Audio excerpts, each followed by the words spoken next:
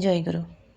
ଆମର ପ୍ରିୟ ଠାକୁର ଶ୍ରୀ ଶ୍ରୀ ଠାକୁର ନିଗମାନନ୍ଦ କହିଛନ୍ତି, ଭଗବାନ ତାଙ୍କର ନିତ୍ୟାନ୍ତ ଅଧୀନକୁ ରୋଗଶୋକ ଦିଅନ୍ତି। ଏହି ବାଣୀକୁ ଆମେ ପ୍ରଥମେ ଶୁଣିଲେ କ'ଣ ଭାବିବା କି ତାଙ୍କର ଭକ୍ତକୁ ଭଗବାନ କ'ଣ ପାଇଁ ଏତେ କଷ୍ଟ ଦିଅନ୍ତି?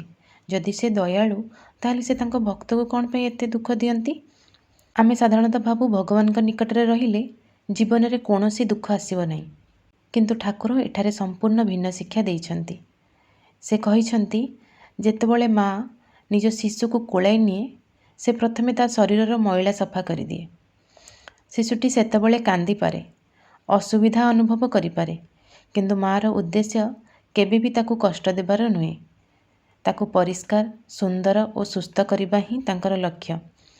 ଠିକ୍ ସେହିପରି ଭଗବାନ ଯେତେବେଳେ କୌଣସି ଭକ୍ତକୁ ନିଜର କରିବାକୁ ଚାହାନ୍ତି, ସେ ପ୍ରଥମେ ତାଙ୍କ ଅନ୍ତରରେ ଜମି ରହିଥିବା ପାପ, ଅହଙ୍କାର, ମୋହ, ଲୋଭ ଓ ଅନେକ ଜନ୍ମର କର୍ମଫଳକୁ ଦୂର କରିବାର ବ୍ୟବସ୍ଥା କରନ୍ତି। ଏହି ପ୍ରକ୍ରିୟାରେ ଆମକୁ କେବେ କେବେ ରୋଗ, ଦୁଃଖ, କେବେ ଅପମାନ, କେବେ ବିପଦ ଇତ୍ୟାଦି ଅନୁଭବ ହୋଇପାରେ। ଏହାର ଅର୍ଥ ଏହା ନୁହେଁ ଯେ ପ୍ରତ୍ୟେକ ରୋଗ କିମ୍ବା ପ୍ରତ୍ୟେକ କଷ୍ଟ ନିଶ୍ଚିତ ଭାବରେ ଭଗବାନଙ୍କର ବିଶେଷ ସଂକେତ।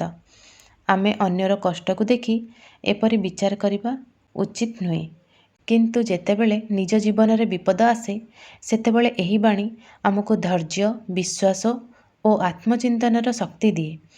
ଠାକୁର ଆଉ ମଧ୍ୟ କହିଛନ୍ତି, ଯେପରି ଅଗ୍ନିରେ ସୁନା ପୋଡ଼ିଲେ ତାର ମଇଳା ଦୂର ହୋଇ ସେ ଅଧିକ ଉଜ୍ଜଳ ହୁଏ, ସେହିପରି ଜୀବନର ତାପରେ ଆମର ପାପ ଓ ଅଶୁଦ୍ଧତା ଧୀରେ ଧୀରେ ଦଗ୍ଧ ହୁଏ। ତାପରେ ମନ ଶାନ୍ତ ହୁଏ, ଚିତ୍ତ ପବିତ୍ର ହୁଏ ଓ ଭଗବାନଙ୍କ ପ୍ରତି ପ୍ରେମ ବଢ଼ିଯାଏ। ଆଜି ଯଦି ଆପଣ କୌଣସି ରୋଗ, ଦୁଃଖ କିମ୍ବା ବିପଦ ମଧ୍ୟରେ ଅଛନ୍ତି, ତେବେ ନିରାଶ ହୁଅନ୍ତୁ ନାହିଁ। ଚିକିତ୍ସା କରନ୍ତୁ, ନିଜ କର୍ତ୍ତବ୍ୟ ପାଳନ କରନ୍ତୁ ଏବଂ ସେହି ସମୟ ମଧ୍ୟରେ ଭଗବାନଙ୍କ ଉପରେ ଅଟଳ ବିଶ୍ୱାସ ରଖନ୍ତୁ।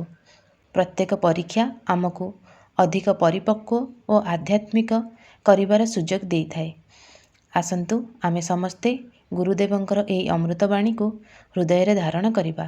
ଜୀବନର ସୁଖରେ ଅହଙ୍କାର କରିବା ନାହିଁ, ଦୁଃଖରେ ଭାଙ୍ଗି ପଡ଼ିବା ନାହିଁ। ପ୍ରତ୍ୟେକ ପରିସ୍ଥିତିରେ ଗୁରୁଚରଣରେ ଆତ୍ମସମର୍ପଣ କରି ଆଗକୁ ବଢ଼ିବା। ଜୟ ଗୁରୁ, ଜୟ ଗୁରୁ, ଜୟ ଗୁରୁ।